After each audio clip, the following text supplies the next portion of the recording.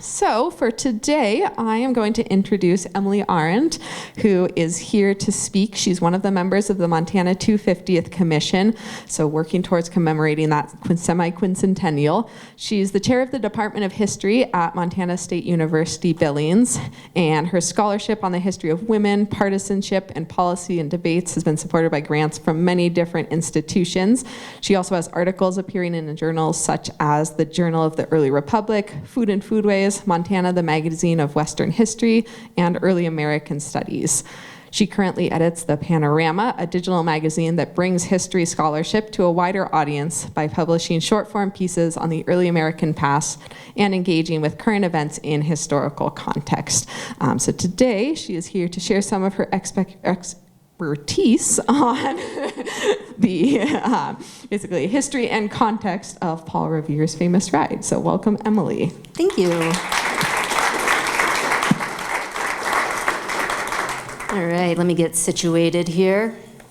So first, a few thank yous.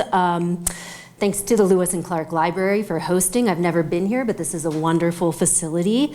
Thank you to the Montana Historical Society, especially Laura Marsh, for coordinating this event, for inviting me, also for providing the language for the land acknowledgement that I've included on this first slide here.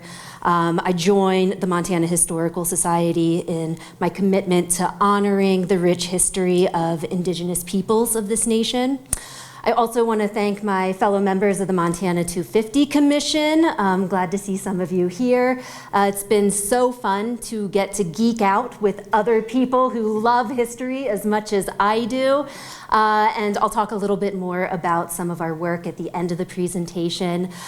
But also, I'd like to thank you all for coming and accepting this divergence from Montana history for an evening and giving me an opportunity to talk about something that I'm truly, truly passionate about, the American Revolution.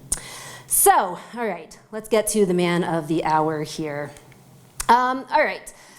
Probably need to start any talk dealing with Paul Revere by actually talking about Henry Wadsworth Longfellow. So listen, my children, and you shall hear. Okay, thank you, yes. Okay, like show of hands, how many of you had to memorize this poem at some point in your childhood? Okay, me too, 5th grade. Thank you, Mrs. Smith. Very memorable experience. In fact, most of what we know, most of what we think we know, most of us, about Paul Revere comes not actually from anything having to do with Paul Revere himself, so much as what we learned from Longfellow. So I often like to say we're really not dealing with the 250th anniversary of Paul Revere's ride, so much as we're dealing with the 165th anniversary of Longfellow's poem commemorating the Midnight Ride. Some things he got terribly wrong, some things maybe not so much, but if nothing else, he resurrected a figure from the founding who had been essentially lost to the dustbin of history. And so for that, I thank him. A couple of goals for the next 45 minutes or so. The first is to try to recover a little bit about what we know actually happened in 1775, trying to frame Paul Revere's Midnight Ride within the longer context of this revolutionary moment and his whole entire life. And then my second goal is to think about how it is that we go from Revere as essentially forgotten in the aftermath of his own life to a figure of national prominence, one of our kind of pantheon figures of early American mythology, right? This very heroic figure that has been used and misused by various figures across the last 165 years for a whole slew of different political purposes. So, all right, to Paul Revere himself. What do we know about Paul Revere? His early life. He was born in Boston's North End in 1734, the son of Apollos Revere, which, if that sounds like a fancy French name, it is because that is indeed a fancy French name. Apollos Revere was a French Huguenot. He was migrated to the colonies as a young man and actually anglicized his name. So Apollos becomes Paul. Revere becomes Revere. So the Paul Revere that we're talking about tonight is actually Paul Revere Jr., although we don't often think of him in that context. His father was an expert craftsman, much like Revere Jr. himself would become, a gold and silversmithing expert. As a child, Paul Revere received some nominal education at the North Riding School, but most of his education happened in his father's workshop. He learned the craft, basically rising up from a kind of apprentice position to journeyman to master craftsman himself, learning as much from his father as he could before his father passed when Paul was 19. As a young man, Paul would go on to serve a stint as a commissioned officer in the Massachusetts Artillery during the 7 Years' War in upstate New York, but mostly he dedicated his time to building up this business that his father started. So before I move on here, I'm just going to point to this map. This is Boston, and if anybody's been to Boston recently, you might be thinking, well, this doesn't exactly look like Boston today, and that's correct. The shorelines of Boston have moved substantially since the 18th century, but I'm going to be referencing the North End frequently tonight, and this is the area up here that we're really talking about, this North End of the city. So Paul is going to, after he comes back from his military service, marry Sarah Orne in 1757. Together they're going to have 8 children. She dies most likely as a result of complications due to childbirth after birthing her 8th child in 1773. And Paul, very much unsurprising given the context of family life in the 18th century and having been left a widower with 6 children at that point, including a newborn, quickly remarries. So before the year is out, he marries Rachel Walker, with whom he would go on to have another 8 children. Again, not all of whom lived to adulthood. Hey, baby, this is the 18th century. This is not abnormal at all. I know, we're all like, whoa, I've got 3, I can't imagine 8. So you can imagine, though, that he's a busy man, right? His life is consumed by the business that he is building from the ground up, the demands of being solely responsible for the craftsmanship that comes out of his shop, overseeing the work of numerous apprentices and journeymen who are training under him, also being a father, being a husband, and also being engaged in all kinds of other things happening throughout Boston. I think you really get a clear indication of the kind of man that he at least wanted to present himself as in this very famous portrait by John Singleton Copley from 1768. We know that he knew Copley, probably the premier portrait artist of the late colonial period, because they had business relationships. And so you can really see here that Revere is regarding the audience with a serious air, that he takes his work seriously. The fact that he's displaying a teapot here, a silver wrought teapot, is an perfect example of the level of craftsmanship that he achieved. Teapots apparently are the most notoriously difficult thing for a silversmith to craft. And Revere was really an expert in the Rococo style, so highly ornate, decorative kinds of metalworking that he is doing here. So this is a finished piece, although he sits with engraving tools at the ready as though he's considering how he wants to further elaborate on this already beautiful item that he's created. You can see that he's a well-off artisan based on his attire here, right? There's just a hint of a ruffle at his sleeve. His shirt waist is of a fine quality, gold buttons kind of peeking out there, right? This really marks him as a craftsman of stature in 18th century Boston. Despite being a fairly successful artisan, the 1760s were not kind to the economy of the British colonies. There's some economic depression that's happening. There's, of course, a lot of turmoil because of the imposition of new regulations and taxes by the British Empire. I mean, you can imagine that as Americans begin to revolt against tea, which is being heavily taxed by the empire, the demand for his teapots and tea sets is going to decline. So he really has to become a jack of all trades and basically get some side hustles to supplement his family's income. So one of the skills that he undertakes to acquire is that of copperplate engraving. So this is where he would collaborate with an artist, in this example, Christian Remick, who designs an image, and then he uses his craft skills to basically imprint this image on a piece of copper plate that can then be used to create multiple prints of that design. And so this is a really useful skill for Revere, and he becomes famous for these engravings that appear in books, newspaper mastheads, other kinds of magazines and periodicals, playing cards, business cards. There's even some examples of bills of fare from taverns, basically menus that he designed for places in Boston, his favorite tavern being the Green Dragon in the North End, just in case you're wondering. So this really becomes a very lucrative sort of side hustle for him, and one that actually is going to intersect with his politics, as we'll see in a moment. The other maybe more interesting side hustle that Revere engages in is dentistry. Between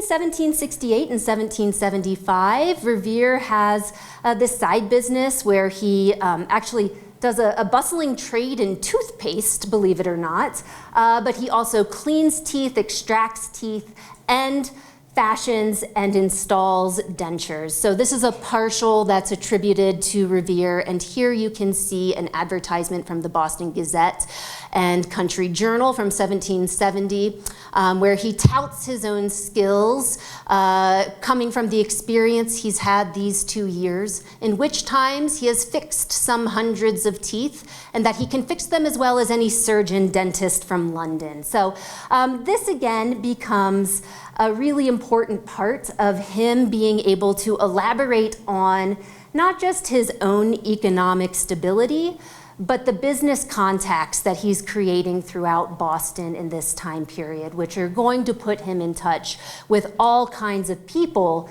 that allow him to become such a central figure in this revolutionary network that emerges at this time. Speaking of that revolutionary network, this is also facilitated by his deep involvement in associational life in Boston in the 1760s and 1770s. This is an era where people are joining organizations. People are volunteering their time. They're joining fraternal societies. They're joining basically kind of like quasi-insurance companies, like mutual benefit societies. Right? He's doing all of this kind of stuff. In fact, it is through his membership in the Masonic Lodge of St. Andrews that he's going to develop a close friendship with Dr. Joseph Warren, who's pictured here. And if you're not familiar with Dr. Warren, it's probably because he unfortunately passes away very early in the American Revolution. But at this moment, the late 1760s and the early 1770s, he is up there with Samuel Adams and John Hancock as really one of the three most formative figures in Boston's revolutionary leadership group. So he's also, Paul Revere, going to, through his relationship with Joseph Warren, be drawn into the Boston Sons of Liberty. right, this group that forms in the wake of the Stamp Act of 1765 to elaborate on protests against British imperial oppression as they see it.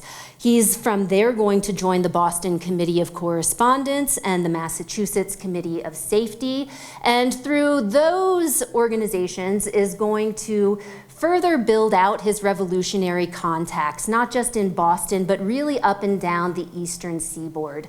At this moment, the revolutionary endeavor depends entirely on rapid-fire communication between the different urban areas of the eastern seaboard. And so Paul Revere becomes one of the most significant express riders, traveling between Boston and Philadelphia, Boston and New York, sending messages between the different groups of leaders in these urban areas in the resistance movement. So his midnight ride is not the first ride that he's going to take for the revolution. Whoops, back up there. So it's unsurprising that we see a merging of his political ideology, right, which is expressed in his membership in all of these different revolutionary organizations, and his craftsmanship. So we begin to see by 1768 that a lot of the prints that he is producing have a distinct kind of political propaganda element involved in them. So this one, for instance, illustrates a number of British man-of-wars docking at Boston and unloading, I don't know if you can see, but hundreds and hundreds of British grenadiers into Boston. Right? This is him expressing his dissatisfaction with the state of affairs and using this kind of print medium to be able to translate that message outside of Boston, to be able to send these prints to those contacts in Philadelphia and New York and Charleston, South Carolina, or wherever these prints need to go to express this kind of message. If it can happen here, it can happen anywhere. They're putting troops in Boston. Today, it could be New York tomorrow. So perhaps one of the most famous expressions of his political work in his craft is the famous Liberty Bowl of 1768. This is a silver bowl that commemorated the Massachusetts Provincial Assembly's refusal to retract the Massachusetts Circular Letter, which it had issued basically criticizing the Townshend Acts of 1767, which imposed new taxes on all kinds of different things. And the king gets infuriated by this, sends a particularly worded message to the Massachusetts Congress, demands that they retract their statement. They refuse to. The whole city goes nuts over this, and 9 of the Sons of Liberty commission Revere to make this bowl for them in their honor. Perhaps we see other kinds of political propaganda emerging throughout the rest of the momentous moments that are happening in revolutionary Boston. We're all familiar with the destruction of the tea in 1773. Paul Revere probably had a hand in helping coordinate this action. It's not clear that he was actually on the ground as one of the people who was tasked with throwing the tea into Boston Harbor, these 300 and some crates of tea that were the product of the East India Company. But certainly as a member of the North Caucus, he would have been involved in helping instigate these kinds of efforts. The other incredibly powerful, pivotal event that we have to talk about with revolutionary Boston is, of course, the Boston Massacre. Again, it's not entirely clear from the documentary record that Paul Revere was at this event. In fact, my gut is that he probably was not there, right? When we talk about the Boston Massacre, we're really talking about an event featuring people of the lower sorts, a kind of a rowdy group of folks, many of whom were intoxicated, a lot of kids who are there taunting British soldiers, throwing snowballs, and by snowballs I mean like really hard chunks of, ice that are embedded with rocks and like not nice fluffy snowballs. Paul Revere was probably not involved in this. But like much of the leadership of the Boston Revolutionary movement, he would be absolutely outraged by the outcome of this, which leaves 5 individuals dead at the hands of the British. Revere sees the power of this movement, this moment, to help create a movement, right? So he really capitalizes on this tragedy to craft a message that he can convey, again, through his expertise as an engraver, and deliver this message to other places throughout the colonies. So I think maybe it's worth pausing for a minute and looking at this image in particular, because it is so iconic. And it's also such a powerful piece of propaganda, if not really an accurate representation of what happened on that night. So what do we see here? Well, we see the British grenadiers lined up in formation, firing a volley into the hapless, helpless crowd of colonists who were just there minding their own business, including, I don't know if you can make this out right here, a woman, because only the British would be so uncivil as to fire on a crowd, including women. It's not clear that there were really any women in this crowd. Other things that are interesting that I would draw your attention to, this sign here, positioned above the soldiers, reads Butcher's Hall. That is not what that building was called. Say what you want about Revere, he's not subtle. We also see the clocks. I want to point out the clocks here because the initial draft of this print that he made, he actually fudged the time. He rolled back the clocks. This happened probably around 10 o'clock at night. But he knew that typically it's the less savory sorts that are out at 10 o'clock at night. And he really wanted to downplay that. He wanted this to be something that anybody could look at and just be outraged right along with him. And so he very deliberately tried to manipulate the crowd's image in the viewer's eyes. Another way that he did that is through the depiction of Crispus Attucks. This individual pictured here is often known as the first martyr of the American Revolution. He was a mixed-race man, formerly enslaved, worked in the docks in Boston. Here he's very clearly portrayed as a person of color. And I'll note that these were hand-painted by Christian Remick, an artist that he worked with closely. Many of the copies of this print, particularly those that were sent to the southern colonies, did not depict Attucks as a black man. So, right, this is a masterful piece of propaganda that was designed to elicit a very specific set of emotions in the viewers, and he was not above fudging the details in order to make that message heard. So, all right. This is the context. Let's talk about the actual ride itself already. So, it's the night of April 18th. It's about 10 o'clock when Paul Revere gets word from Dr. Joseph Warren. He has been tasked with sounding the alarm and making sure that the arsenal and armory and the powder stores at Concord were safe and out of sight and out of touch from the British.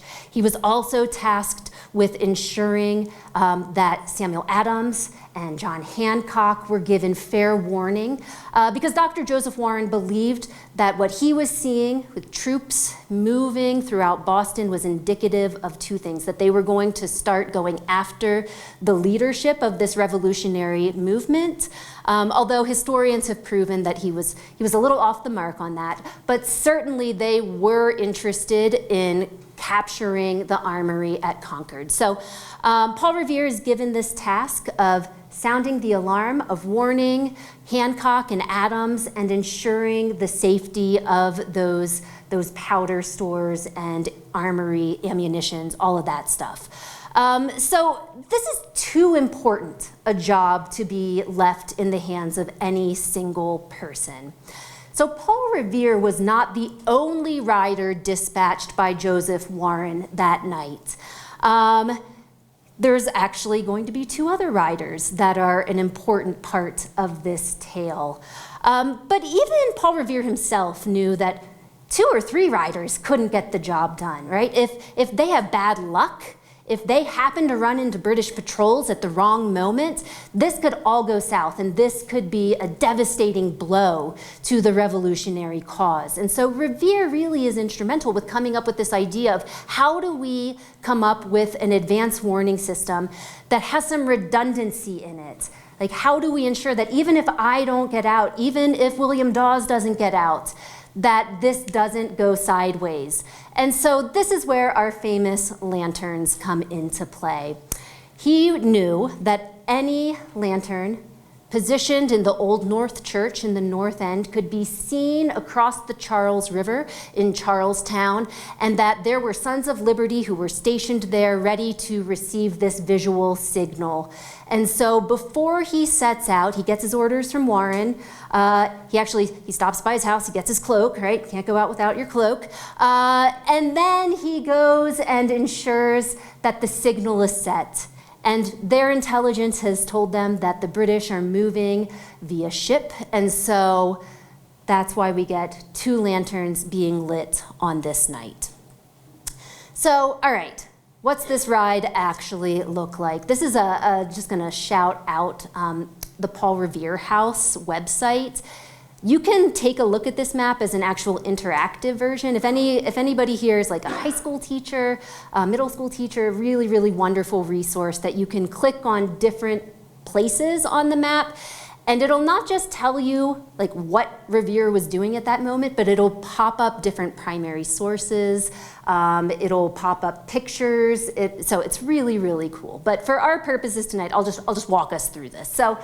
After he stops by his house, stops by the Old North Church, he meets up with 2 friends over here along the Charles River who row him across to Charlestown, where he pauses to borrow a horse from a fellow Son of Liberty. He takes off heading northwest, and the more direct route to Lexington, where he's initially headed, is really to go down this way and up this way, but he is shortly into his ride when he encounters a British patrol consisting of 2 British soldiers who make after him. Really, when you read his account of this, it sounds like something out of a Hollywood movie. Like, this is a high-speed chase scene here, like action-packed. He manages to evade one rider completely. The other, unfortunately for him, his horse gets caught in a clay pond, like a boggy sort of area. The horse flounders, the rider is stuck, and Revere escapes off to head northwards along the Mystic River, up past the Isaac Hall House, up by the Royale Mansion, where he's, very, very quiet, very secretive, right, trying to dodge the loyalists in that area. And all along the way, he is sounding the alert. What does that actually mean? Is he running through the streets and screaming, "The British are coming, the British are coming"? No, he's not. Spoiler alert. So A, this is a top secret mission. Like, the last thing you want to do is be shouting from the rooftop and giving away your position and alerting loyalists or other British patrols in the area. So he's very strategic. We know that he alerts about 40 different individuals on his way to Lexington. And because he's so tapped into this network of revolutionaries, he knows exactly which houses to go to, who to tell, in order for them to sound their own alarms and send out word through their own network. So he's very, very strategic. The other thing I want to say here is that he was definitely not shouting, "The British are coming." Really, up until 1776, up until the moment the Declaration is signed, these people thought of themselves as British. When they're protesting British taxes and imperial power, it's because they see themselves as the defenders of an ancient British constitution, right? And that's exactly what they're defending at this moment. So he's not running around yelling, "The British are coming," because he sees himself as British. So that aside, he eventually makes it to Medford, hooks south, and then up north towards Lexington, where he finally arrives at the house where Samuel Adams and John Hancock are still just having gone to bed. It's probably around midnight at this time. He rouses them from their sleep, warns them that the British are on the move, the British redcoats, right? That they are likely out to cut off the leadership and certainly out to acquire the stores from Concord. So he spends a few minutes there talking to him. It's while he's there that William Dawes, that second rider dispatched by Joseph Warren, comes out and meets him at the Hancock house. And after they have a little snack, they get on the road again, heading towards Lexington. So they come back down this way and start out on this road towards Concord. And it's there that just by happenstance, they encounter another fine son of liberty, Dr. Samuel Prescott, who apparently had been out visiting his girlfriend until the wee hours of the night. And he's like, "What are you guys doing?" "Oh, an alarm, like, I'm gonna join you." So he joins in on this ride, and lucky for them that he does, because pretty soon thereafter, they run into another British patrol, and this time Paul Revere is not so lucky. So Dawes takes off one direction, Prescott takes off another. Prescott's actually the one that delivers the alarm to the Sons of Liberty and the Minutemen in Concord. Paul Revere is caught. The British hold him, they question him. Ultimately, they're not really sure what to do with him, so they let him go, but they confiscate his horse, actually his friend's horse that he had borrowed, that never gets that horse back. So he is left to schlep back on foot to Lexington. He goes back to the Hancock house, is probably irritated as all get out to find that Hancock and Adams are still there, taking their sweet time to get out. It's like, "Come on, fellas, pick it up, like they're coming for you." So he gets them out, gets their families on the move, and then spends some time moving sensitive documents from the Beckman Tavern into a secret location in the woods, probably wrapping up that important chore right around the time that the first shots are fired on Lexington Green. So that's the midnight ride. Throughout the remainder of the Revolution, Paul Revere serves a minor military role as a lieutenant colonel stationed at Castle Island. He takes part in a handful of expeditions. With mixed success, he actually gets accused of cowardice and insubordination for his involvement in one expedition, something that haunts him to the point that he demands a court-martial to look into these accusations to prove his innocence, which isn't officially granted until 1783. But I would say that his most important role following the midnight ride is doing the things that he'd already been doing, right? Serving as a propagandist, serving as a communicator, serving as an express rider, all of those kinds of things, which he continues to do throughout the duration of the Revolution. For the rest of his life, following American independence, the conclusion of the Revolutionary War, he really settles back into sort of normal business life. And unlike many other artisans of the time period, he very successfully manages this transition from an arts and artisan craftsman kind of economy to a more industrialized capitalist economy. He is going to open a number of new stores in the 1780s. He opens an iron foundry where he starts to craft wrought iron and poured iron bells. He's also, and this is probably, if you asked Paul Revere, like what he would be famous for, like what his legacy was, I guarantee he would not have said the Midnight Ride. He would have said that he would be famous for opening the first successful copper rolling mill in the United States, which he does in 1801, which maybe doesn't sound like a big deal, but it is. It provides sheet copper that's used in the hulls of American military vessels. And it's really the first time that this is able to happen in the United States. So he also is going to continue his involvement in associational life and volunteer organizations.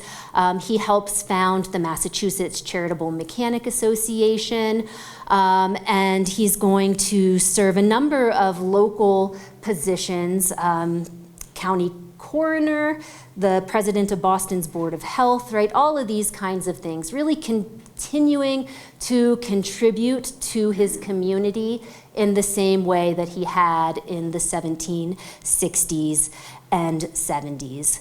So by the time he dies in 1818, at the age of 83, extraordinary long life for the 18th century, he left behind a veritable business empire to disperse amongst his 5 living children, several grandchildren, and many, many great-grandchildren. And I would say his story is indicative of the promise, although often unrealized, of the American dream. He was the son of an immigrant. He was born into modest financial circumstances. He died well off, a respected member of his community. As his obituary in the Boston Intelligencer noted, seldom has the tomb closed upon a life so honorable and useful. So here's my question. All right. A life well lived, an important life, a revolutionary life. He dies and nobody thinks about this guy again for like 50 years, right? So what is going on? And what does this say about how we create heroes? How do we decide whose stories are important and worth telling? And how do we decide how to tell them? That's what I want to think about for the next few minutes here. So, why does nobody remember William Dawes? Why does nobody remember Dr. Samuel Prescott? Why does nobody remember Sybil Luddington, the 16-year-old girl who purportedly rode out in the middle of the night to muster her father's troops? Why is it that we remember Paul Revere? And of course, the answer comes back to Henry Wadsworth Longfellow, who is really only today remembered because of this sort of sappy, childish poem about Paul Revere. It's worth noting, though, at his time, he was about the most famous and beloved poet in the English-speaking world. His fans included Nathaniel Hawthorne, Abraham Lincoln, Queen Victoria loved him, right? People read him, people admired him, and what he said mattered. He was born in Portland, Maine. He studied in Europe. He became a professor of language and literature at Harvard University. Among his friends, he counted none more esteemed than Charles Sumner, the abolitionist politician who is perhaps best known for getting beat with a gold-headed cane on the floor of the United States Senate in response to an inflammatory speech about slavery that he delivered in 1856. In fact, Longfellow himself has no interest in partisan politics, but he does have deep sympathies to the abolitionist cause that his best friend advanced. And he spends a lot of his time in the 1850s fretting about the sectional crisis that's unfolding, thinking about the immorality of slavery, the plight of the enslaved. He's thinking about the infamous Dred Scott decision as it's being delivered in 1857. He's thinking about what's happening in 1859 when John Brown is executed for leading the raid on Harper's Ferry. And it's this moment that you really see Longfellow's opinions starting to become more poignant in service of abolition. He writes, "This will be a great day in our history, the date of a new revolution, quite as much needed as the old one. Even now, as I write, they're leading old John Brown to execution in Virginia for attempting to rescue slaves. This is the sowing, the wind to reap the whirlwind which will soon come. Right? He is thinking about the need for a new revolution. He's also thinking about this at the same moment that he's thinking about the first American Revolution. He goes on a tour of Boston's Old North End with George Sumner, the younger brother of Charles Sumner, who's still recovering. And he begins to write this poem after visiting the Revere house, after walking up the stairs at the Old North Church. And this is where we get the poem, which is published December 20th, 1860. Coincidentally arriving on newsstands in Boston the very same day that South Carolina secedes from the Union. So, in a very real way, Paul Revere's Ride is not about Paul Revere. It's about the politics of the 1850s, it's about the sectional crisis, and it's about the need for a new revolution to ensure freedom and equality and liberty to the enslaved 4 million men and women across the American South. Now, the poem takes off. There's all kinds of interest in Paul Revere.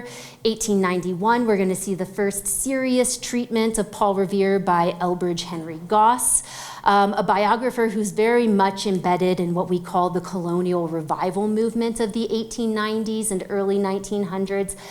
This moment where people are really thinking about the social problems of Gilded Age America. They're fretting about immigration. They're fretting about economic instability. They're fretting about labor uprisings and violence and political corruption.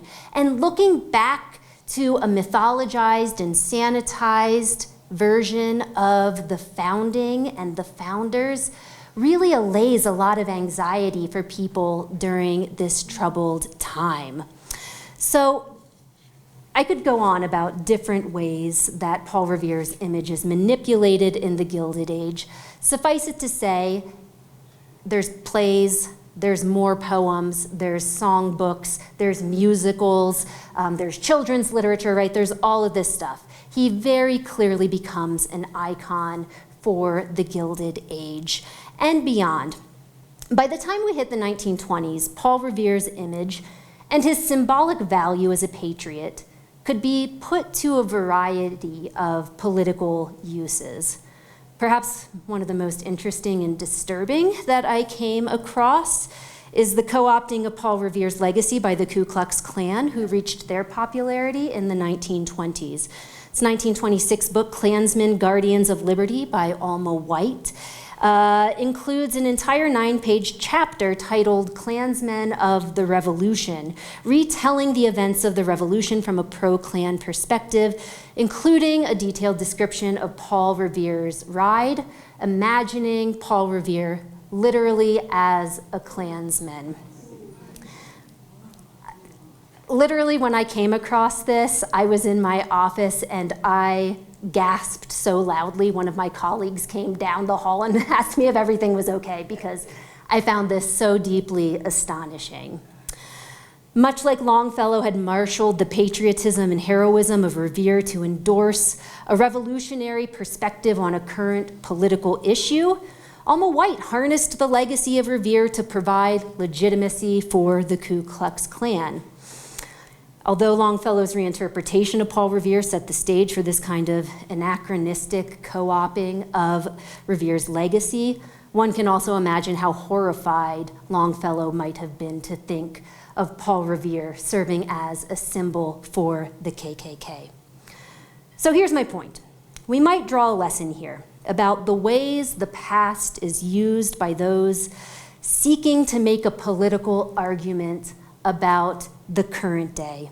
Rarely do those making such claims have the training or the evidence to really assess the people and events of the past in a balanced, thoughtful, or nuanced way.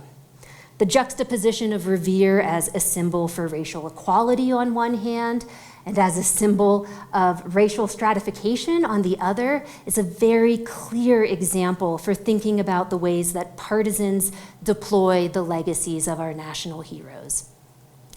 So in the last 100 years, since Alma White's book was published, Revere's legacy has been called upon by a wide range of political figures. 1967, Dr. Martin Luther King calls upon Revere's legacy to alert the consciousness of every hamlet and every village of America that revolution is still at hand. 1975, Gerald Ford gave a speech at the Old North Church during the bicentennial, quoting Longfellow, calling for renewed pride in America and also making some partisan political points along the way. More recently, George Pataki, the former Republican governor of New York, who was toying with a presidential bid in 2010, chose Paul Revere's statue in the Old North End of Boston to show his new plan to repeal and replace Obamacare. He said, "We're standing near where Paul Revere began a ride. He was looking to tell patriotic Americans our freedom was in danger. We're here today to tell the people of America that once again our freedom is in danger." 2017, while making an appearance on The Late Show with Stephen Colbert. This is maybe my favorite one here. Hillary Clinton was trying to explain her own loss of the presidential election. She was sounding the alarm about Russian interference in American elections and referred to herself as Paula Revere. That very same year, Donald Trump, right, evokes the legacy of Paul Revere in a speech that he gives before the NRA. I mean, I could give you a million different examples of the ways that historians have challenged this kind of manipulation of the American past to make political points by people in power who aren't really thinking about Revere and what he meant in the context of his own time, so much as they're thinking about how can I tug at the heartstrings of Americans who have this very deep emotional attachment to these mythic figures. And I'm not about to say that we can't have heroes, that we can't find inspiration in figures like Paul Revere. I certainly do. But I am saying that a certain level of historical literacy is absolutely necessary. And this is one of the reasons that I really want to tout the work being done by the Montana 250 Commission in working towards commemorating and celebrating our semi-quincentennial, right? 250 years since the Declaration of Independence coming up next year. The themes that we are really focusing on are ongoing American experiment, the power of place in doing history, encourage students and all of our citizens in our state to think deeply about historical questions, to think about evidence, to think about what it means to actually do history and to think critically. And so I really would encourage you all, I think I'm probably preaching to the choir, I think there's probably some history fans in the room, but I would encourage you all to get involved with the semi-quincentennial. Visit our website, america250montana.org, to find out more information. And tomorrow, as Laura mentioned, there's going to be an event in the Capitol Rotunda at 10 a.m., really highlighting the 250th anniversary of Paul Revere's ride, but again, asking us to think about our nation's founding and what lessons that has for today. Thank you.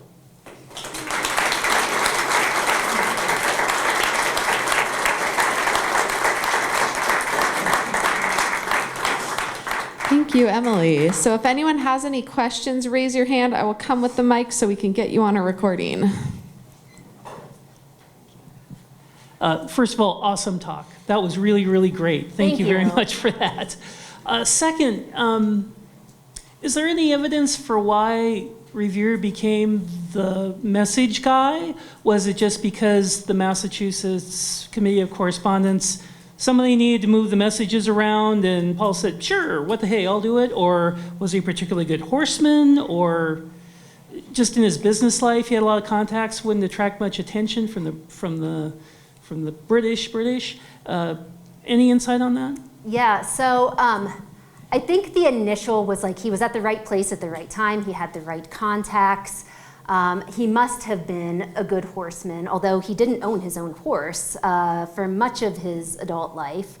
But he did his first ride round trip from Boston to New York in less than 10 days, which was a really incredible turnaround. So he proved his agility, he proved his ability to do this with discretion and speed, and then kind of just became the go-to express rider.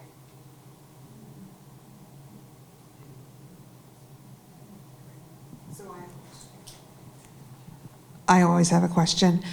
I'm curious, looking back at his engravings and, especially of the Boston Massacre and how that was distributed across the country, what would it have meant to have gone viral in 1775? Yeah, so it would mean transmission not just of those original images, but reproductions of those images, and reproductions of those images not just as broadsides, as like standalone prints, but reproductions in other print mediums, in magazines and newspapers. And certainly that was. And actually, one thing I should probably mention about that very famous Boston Massacre image, he totally stole that image. He totally stole it actually from John Singleton Copley's brother-in-law, who was also this up-and-coming artist. He had shown it to Revere. Revere kept it.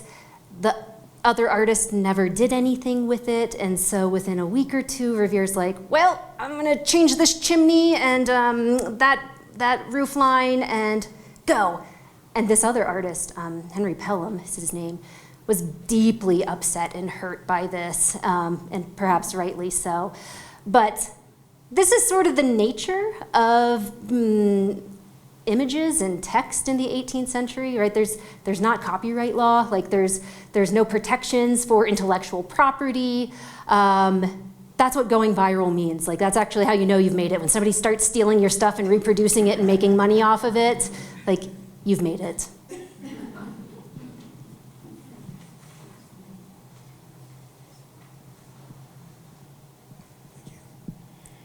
I've always been curious, when we commemorate the Revolutionary War, there's the July 4th, of course, but I think the only incident that I'm aware of is Paul Revere's ride, as exemplified in the Boston Marathon, which is Monday, goes right by my house, and it's called Patriots' Day, and both Boston and Maine shut down. Maine was part of Massachusetts. I got a question coming up.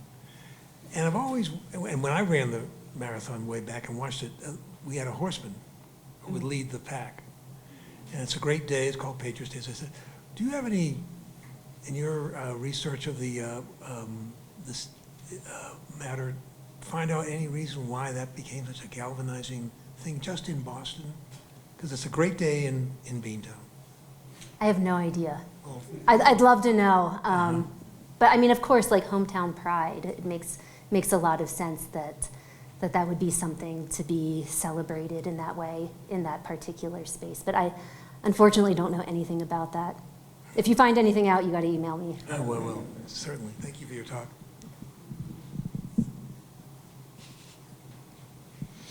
Thank you. I love this subject too, also from Boston. Comment first, I was talking with somebody, a former history teacher the other day about Paul Revere and the legend, and he pointed me to a movie called The Man Who Shot Liberty Valance. And the end of the movie, the newspaper reporter says, when the legend becomes fact, print the legend. And that's what I think of when I think now of Longfellow's poem. But yes. I also think, what's wrong with that? I mean, to your point, if he had made the story about Paul Revere and William Dawes and Samuel Prescott and all the people along the way, Robert Newman at the sexton at the church, we get lost, you know? And so and when you talked about Paul Revere, I think he's an absolutely able person to give us somebody to look forward to. So I just want to really make a comment, but also ask you to comment on that. Yeah, no, I don't disagree. And like I said, I'm not here to be a curmudgeon that says we're not allowed to have heroes. You know, there's I can't remember who it was, some humorist in the late 19th century who basically said that Longfellow chose Revere because nothing good rhymed with Dawes. But no, I think you're absolutely right that we get to choose who we admire and why. So my point isn't that we can't look back at someone like Revere and take inspiration from, I mean, incredible bravery, right? Dedication to principles and ideas that I cherish and I benefit from, and I benefit from the courage of people like Revere. But I think it's also okay to take a balanced look at historical figures' lives, and I certainly think it's worthwhile to question anyone who's telling you that Paul Revere didn't like universal health care or had particular thoughts about Russian election interference, or, you know, like those kinds of things. Let's think critically about those moments. The young girl that you mentioned, is she legend or is there more on her? Sybil Ludington, yeah. So there's a whole host of legends about other riders in the Revolutionary era. And so this girl, upstate New York, Hudson River Valley, supposedly 16 or 17 years old, rides out in the middle of the night, 40 miles, like take that, Paul Revere, 40 miles to muster these troops. The problem with a lot of these legends is they come out after the fact, and we don't have documentary evidence to really substantiate. So we're talking about kind of family oral history traditions. And in Sybil Ludington's case, I mean, the very different and no less interesting story of a kind of political propaganda that occurs with her. She becomes a heroine of the revolution for the women's suffrage movement in the early 1900s. Like, that's where her story gets brought back to life, because they're looking for female heroines to help inspire other people to support women's rights and women's suffrage. Is that kind of when the legend started with her, or it started earlier? There's earlier family oral traditions that date back to, I want to say, like the 1830s, 1840s. Thank you. Excellent speech. Thank you. Excellent. Thank you.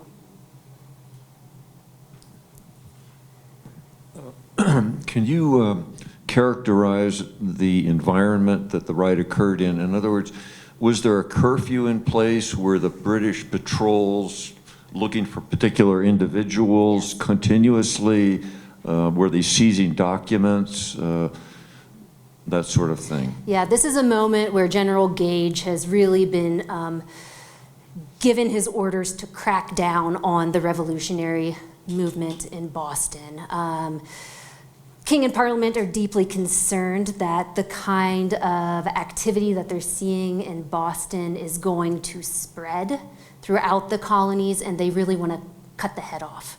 And so this is precisely the kind of thing that the Sons of Liberty and the Committee of Safety had been looking for, troop movement indicative of this clampdown that they knew was pending. And so absolutely the British patrols were looking for people who were delivering messages. They were looking for anybody who was involved in the revolutionary movement.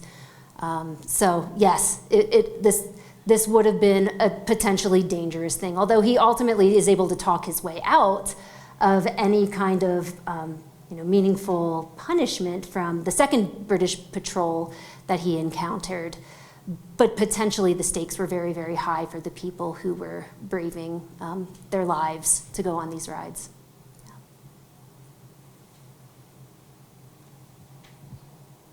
Great. Well, thank you so much, Emily. That was lovely, and we hope we see you all tomorrow at the event at the Capitol.